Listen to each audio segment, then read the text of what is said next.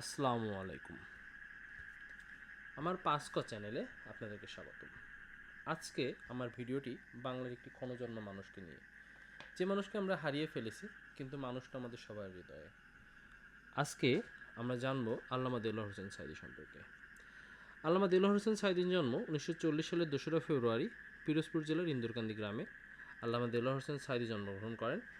তার পিতার নাম ইউসুফ সাঈদী, যিনি একজন স্বনামধন্য ইসলামী পণ্ডিত ছিলেন। মায়ের নাম গুলনাহার বেগম। আল্লামা দেলোয়ার হোসেন সাঈদীর 4 সন্তান, সবাই ছেলে সন্তান।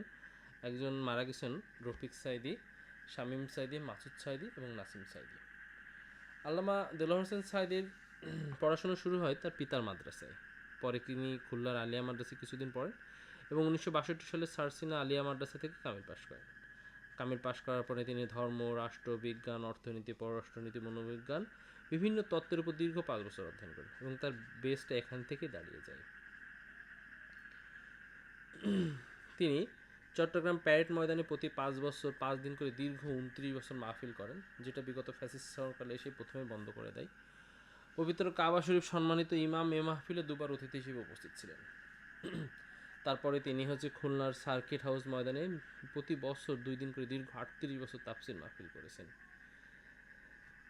1979 সালে জামাতের সাধারণ সমর্থক হিসেবে সাঈদী সাহেব তার রাজনৈতিক জীবন শুরু করেন।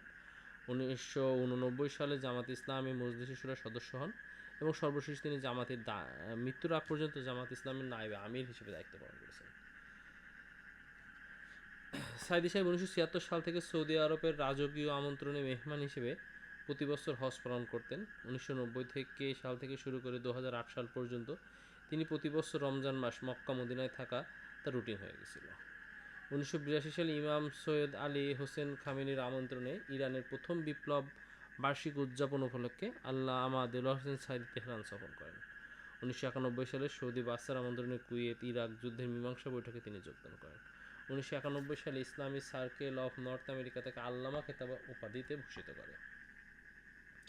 1993 সালে নিউ ইয়র্কে জাতিসংঘের সম্মানে আমেরিকান মুসলিম ডে প্যারোডের সম্মেলনে মাওলানা দেলোয়ার হোসেন সাঈদীকে গ্র্যান্ড মার্শাল পদক দেওয়া হয়। তিনি প্রথম কারাবরণ করেন 1975 সালে।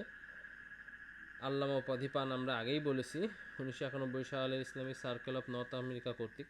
তার রচিত অনেকগুলো গ্রন্থ রয়েছে, প্রায় 75টি গ্রন্থ তিনি রচনা করেছেন।